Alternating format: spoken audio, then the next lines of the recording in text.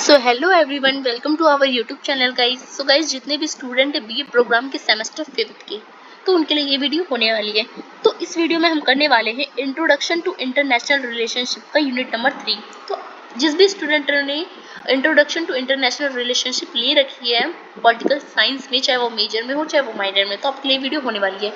तो आपका जो यूनिट नंबर 3 है उसमें बेसिकली 4 चैप्टर दे रखे हैं। तो सबसे पहले आज हम करेंगे यूनिट नंबर 3 का पार्ट नंबर 1 यानी चैप्टर नंबर 1 यूनिट नंबर 3 का।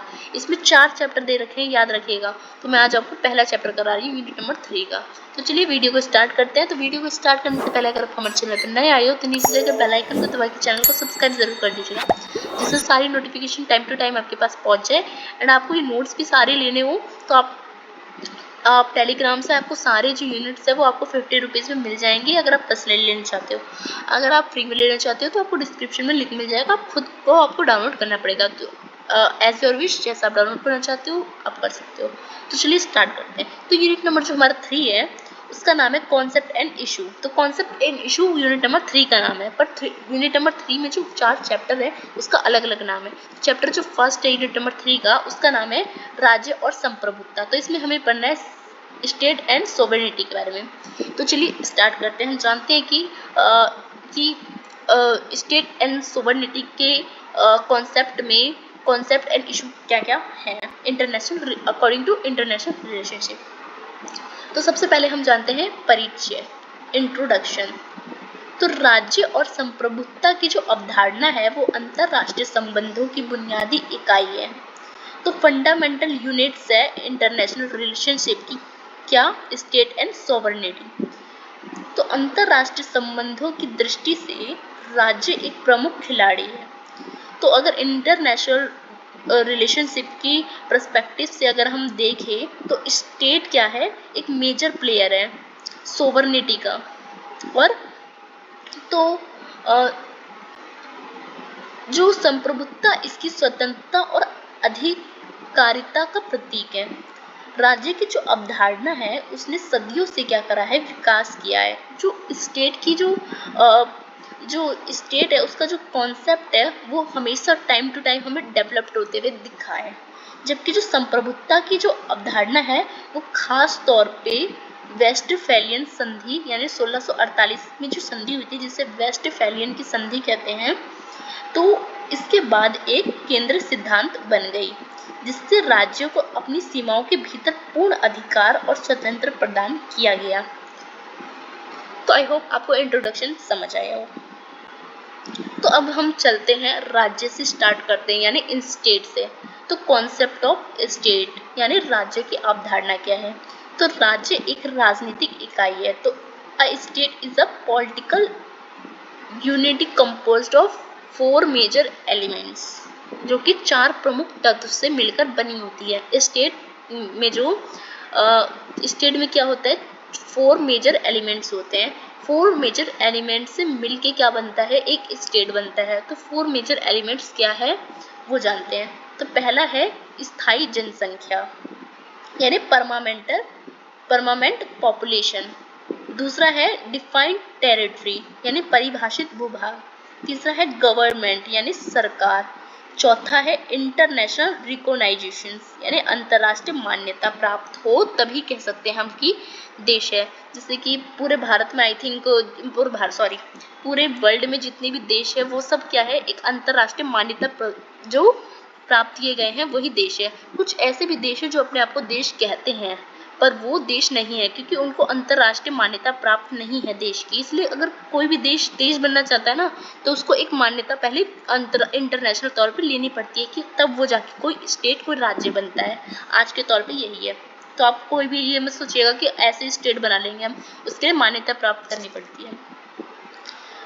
तो 4 जो एलिमेंट्स है उसको डिटेल में हम जानते हैं। तो सबसे पहले है स्थायी जनसंख्या। तो स्थायी जनसंख्या क्या होती है, तो एक राज्य बनाने के लिए हमें स्थायी जनसंख्या जरूरी है। जो एक राज्य में स्थायी रूप से रहने वाले नागरिक को स्थायी जनसंख्या कहते हैं। अब कोई देश बनाना हो तो उसमें जो परमानेंटली जो लोग रहेंगे ना, वो बहुत ज़्यादा इम्पोर्टेंट रोल क्या करेंगे उसमें अदा करेंगे रहने के लिए। तो उनकी बहुत ज़्यादा आपको ज़रूरत पड़ेगी।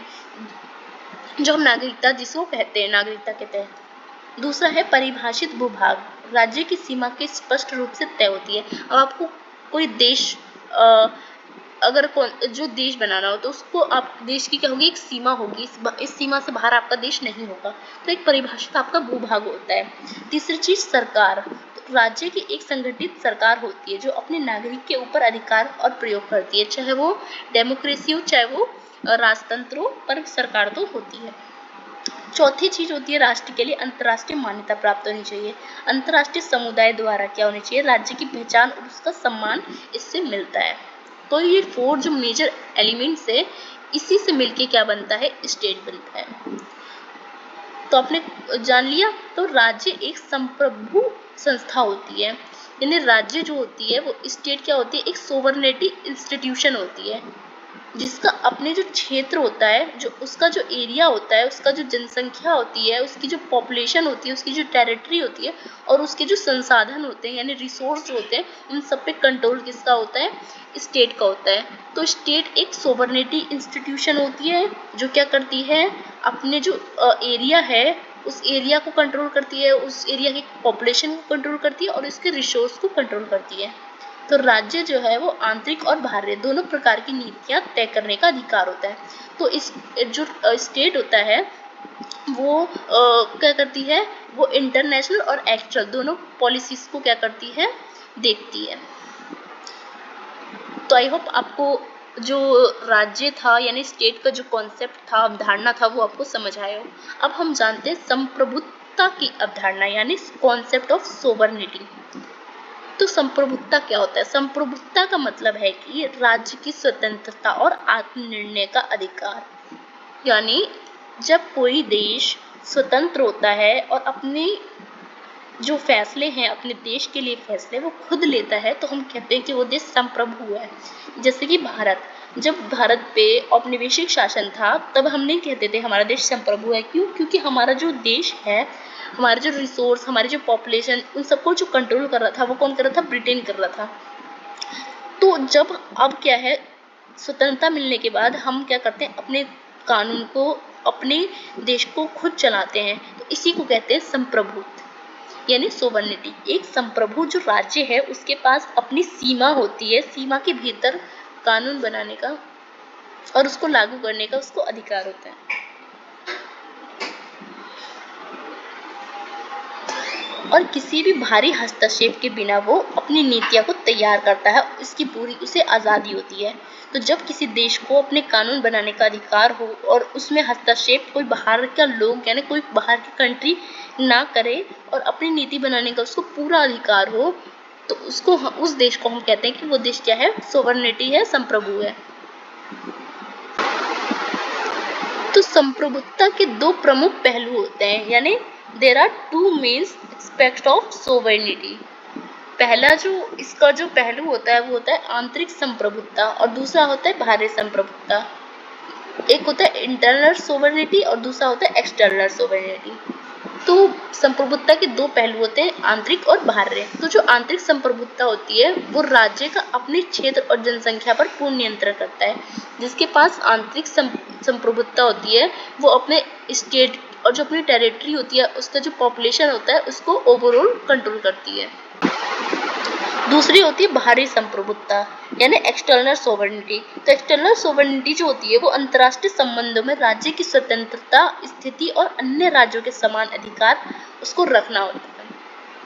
तो वेस्टफोलियन संधि जो है उसके बाद क्या हुआ, संप्रभुता एक विचार अधिक प्रभावी हुआ। जब वेस्टफोलियन संधि हुआ उसके बाद जो सोवरेनिटी की जो विचारधारा थी वो बहुत ज्यादा प्रभावी हुई, जिससे राज्य को आंतरिक मामलों में बाहरी हस्तक्षेप को अस्वीकार किया गया। इसके बाद क्या हुआ, अब जो राज्य है उसको किसी का औपनिवेशिक बनने के खिलाफ आवाज उठाई गई। इसका मतलब यह था कि हर राज्य के पास अपने निर्णय लेने का स्वतंत्र अधिकार होना चाहिए, इसकी मांग यही थी।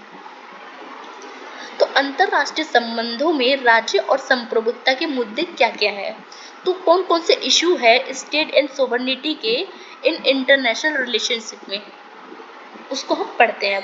तो अंतरराष्ट्रीय संबंध में संप्रभुता और राज्य के जो मुद्दे हमें देखने को मिलते हैं, वो उसमें से पहला मुद्दा है कि वैश्वीकरण और संप्रभुता, यानी ग्लोबलाइजेशन एंड सोवर्निटी। तो वैश्वीकरण ने क्या करा है, राज्यों की संप्रभुता को चुनौती दी है। कैसे दे रहा है वैश्वीकरण राज्य की सोवर्निटी को चुनौती? आर्थिक, राजनीतिक और सांस्कृतिक क्षेत्रों में अंतरराष्ट्रीय संस्थानों और बहुराष्ट्रीय कंपनी के बढ़ते प्रभाव ने राज्यों की स्वायत्तता को सीमित कर दिया है। वैश्वीकरण के बढ़ने से अब जो लोगों की जो सोवर्निटी है उसको क्या हो रहा है, खतरा हो रहा है। कैसे? अब कोई कंपनी किसी और देश में जा रही है व्यापार करने, तो उस जैसे कि उस क्या कर रही है, वो आर्थिक तौर पे तो वो वहाँ का फायदा ले रही है, आर्थिक तौर पे भी उसका अधिकार हो रहा है, क्योंकि ज्यादा से ज्यादा कंपनी वही खोल रही है। और क्या है, राजनीतिक तौर पे भी उनका अधिकार हो रहा है, क्योंकि वो कानून पास करवा रही है। सांस्कृतिक तौर पे क्या हो रहा है, जो कंपनी जा रही है जिस देश में व्यापार करने, या जो देश के लोग आ रहे हैं उस देश में व्यापार करने, तो उसकी संस्कृति को भी अडॉप्ट कर रहे हैं वो लोग। तो ये तीनों चीज होने से क्या हुआ है, ऐसा लग रहा है लोगों को कि अब संप्रभुता हमारी खतरे में है। जैसे कि भारत में ही जान लो, हम सारी चीजें क्या है बाहर कंट्री के ही यूज करते हैं, तो ज्यादा से ज्यादा हमारी आर्थिक जो इकोनॉमिक है वो बाहर कंट्री पे निर्भर हो गई है। जैसे कि अभी जैसे बाहर कंट्री वाले लोग जैसे कि बंद कर दे, तो अभी चाइना जैसे प्लास्टिक के सारे खिलौने वगैरह, फोन, फ्रिज, हम उसी पे निर्भर है। तो चाइना, अमेरिका, आईफोन, तो हम ये सब पे निर्भर है। अगर वो लोग बंद कर दे तो हमारे पास ज़्यादा ऑप्शन नहीं होंगे फ़ोन खरीदने के। अभी हमारे पास बहुत सारे ऑप्शन है, बहुत सारे फ्रिज खरीदने के, टेलीफोन खरीदने के, तो मशीन खरीदने के ऑप्शन है, पर इसके बाद नहीं रहेंगे। तो नहीं, इसलिए हम इन सब क्या है, वैश्वीकरण होने से अब क्या है, हमारी संप्रभुता को खतरा है, आर्थिक तौर पे भी, सांस्कृतिक तौर पे भी और राजनीतिक तौर पे भी। क्योंकि आर्थिक असर पड़ेगा तो सांस्कृतिक और राजनीतिक ऑटोमेटिकली असर पड़ता है। दूसरा है अंतरराष्ट्रीय कानून और संप्रभुता, यानी इंटरनेशनल लॉ एंड सॉवरेनिटी। तो संयुक्त राष्ट्र और अन्य अंतरराष्ट्रीय संस्थानों द्वारा बनाए गए कानून और समझौतों जो है उससे राज्यों पर बंधनकारी हो सकते हैं। जो इंटरनेशनल जो कानून बनाए जाते हैं, इंटरनेशनल लॉज, वो क्या करते हैं, वो सोवरेनिटी जो होता है किसी स्टेट का, उसको चुनौती देता है, उसको एक बंधनकारी में बांधता है। ये एक विरोधाभास उत्पन्न करता है कि संप्रभु राज्य को अंतर्राष्ट्रीय नियम का पालन करना होगा। तो जब हम किसी इंटरनेशनल ऑर्गेनाइजेशन का हिस्सा बनते हैं, तो हमें क्या करना पड़ता है, उसकी जो कानून होते हैं उसको पालन करना पड़ता है। जब हम उसके कानून को पालन करते हैं तो हमें ये लगता है कि हाँ, ये तो हम पे राज कर रहा है, इसे कहने पे हम कर रहे हैं। तो कहीं ना कहीं सोवरेनिटी को यहाँ पे हमें दिखता है कि यहाँ पे हमारी सोवरेनिटी थोड़ी क्या हो रही है, संप्रभुता की कमी हो रही है। तो तीसरा है कि मानव अधिकार और संप्रभुता, यानी ह्यूमन राइट्स एंड सोवरेनिटी। तो मानव अधिकार उल्लंघन के मामलों में अंतर्राष्ट्रीय हस्तक्षेप को जायजा ठहराने के लिए संप्रभुता को सीमा को चुनौती दी गई है। उदाहरण के लिए उत्तरदायित्व की रक्षा करना, मतलब का सिद्धांत इस बात को रेखांकित करता है कि अगर कोई राज्य अपने नागरिक की रक्षा करने में असफल रहता है तो अंतर्राष्ट्रीय समुदाय इसमें हस्तक्षेप करेगा। अब मानव अधिकार से संप्रभुता को कैसे खतरा है? देखिए, मानव अधिकार का हर देश में क्या हो रहा है, हनन हो रहा है। लोगों की मानव अधिकार छीने जा रहे हैं। रहने का जो होता है ना, जीवन का, संपत्ति का, रहने का, कुछ ऐसे बेसिक अधिकार होते हैं जिसे मानव अधिकार कहते हैं, जो हमें जन्म सिद्ध मिलते हैं। तो इसका जो उल्लंघन हो रहा है, जब इसका उल्लंघन होता है और उस उल्लंघन को उस सरकार नहीं देखती है, तो फिर क्या करती है, अंतर्राष्ट्रीय तौर पे वो जो सरकार बैठी रहती है, जो ऑर्गेनाइजेशन होते हैं, वो इसमें हस्तक्षेप करने की कोशिश करते हैं। तो फिर वो देश कहता है कि अब मानव अधिकार की रक्षा अगर हम नहीं कर पा रहे, तो अब इंटरनेशनल ऑर्गेनाइजेशन वगैरह करेंगे। तो वो लोग करेंगे तो वो हमारी जो राज्य है, स्टेट है, उसमें दखलंदाजी करेंगे, तो ये हमारी सोवरेनिटी को खतरा होगा। तो ये इसी को कहते हैं मानव अधिकार और संप्रभुता के बीच कैसा खतरा है। अब आतंकवाद और संप्रभुता को कैसे जोड़ के देखा जाता है, आतंकवाद से संप्रभुता को कैसे खतरा है? तो जब सीमा पार आतंकवाद से निपटने के लिए कुछ राज्यों ने दूसरे देशों की संप्रभुता का उल्लंघन करने का तर्क दिया है, यह संप्रभुता और सुरक्षा के बीच एक जटिल मुद्दा बन गया है। तो आतंकवाद भी एक संप्रभुता को क्या है, खतरा बताता है। पांचवा है क्षेत्रीय अखंडता और आत्मनिर्णय। कुछ ऐसे क्षेत्र हैं जो स्वतंत्रता की मांग करते हैं और आत्मनिर्णय अधिकार की वकालत राज्यों की संप्रभुता को चुनौती देता है। तो कुछ ऐसे जो देश है, जो मतलब राज्य होते हैं, वो अपने आप को स्वतंत्र करना चाहते हैं। तो स्वतंत्र करना चाहते हैं तो ये भी सोवरेनिटी के लिए खतरा है। जैसे कि कश्मीर है, कश्मीर के लिए कहते हैं कि एक अलग देश होना चाहिए। प्लेटेटाइन है, ताइवान जो है, ताइवान भी क्या है, ताइवान चीन के कंट्रोल में है। तो ये भी किसी का क्या बन रखा है, एक तरफ से अभी भी कह सकते हो कि संप्रभु नहीं है ये, इसका चीन पे इसका अधिकार है। जैसे हमारा कश्मीर है, उस पर पाकिस्तान ने अधिकार कर रखा है थोड़े पे। तो ये सब क्या है, इससे हमें लगता है कि हमारे सोवरेनिटी को खतरा है। तो निष्कर्ष के तौर पे हम कह सकते हैं कि राज्य और संप्रभुता का अंतरराष्ट्रीय संबंधों में अनिवार्य अवधारणा है। हालांकि आधुनिक वैश्विक व्यवस्था में इनकी प्रवृत्ति और भूमिका लगातार विकसित हो रही है, लेकिन वैश्वीकरण और अंतरराष्ट्रीय कानून और मानव अधिकार जैसे मुद्दे द्वारा राज्य की जो संप्रभुता है उसको चुनौती भी दे रही है। लेकिन फिर भी यह विचार जो है अंतर्राष्ट्रीय संबंधों का एक मुख्य आधार बना हुआ है। आजकल राज्य को अपने आंतरिक और बाहरी मामलों में स्वतंत्रता आवश्यक होती है, लेकिन उससे अंतर्राष्ट्रीय समुदाय के साथ भी तालमेल बिठाना पड़ता है। इस प्रकार हम कह सकते हैं कि संप्रभुता के बीच संतुलन बनाना 21वीं सदी में एक बहुत बड़ी चुनौती है। तो आई होप जो आपका ये जो यूनिट नंबर 3 था, उसका जो पार्ट नंबर 1 है, यानी यूनिट नंबर 3 का जो चैप्टर 1 है, अगर आपकी बुक के हिसाब से बताऊं तो ये चैप्टर नंबर 3 है आपकी बुक का, तो वो होता है यहाँ पे आपको कंप्लीट। तो आई होप आपको वीडियो अच्छी लगी हो। वीडियो आपको अच्छी लगी तो वीडियो को लाइक ज़रूर कीजिएगा और वीडियो को अपने कॉलेज ग्रुप में ज़रूर शेयर कीजिएगा, और वीडियो कैसी लगी कमेंट सेक्शन में भी ज़रूर बताइएगा। सो धन्यवाद।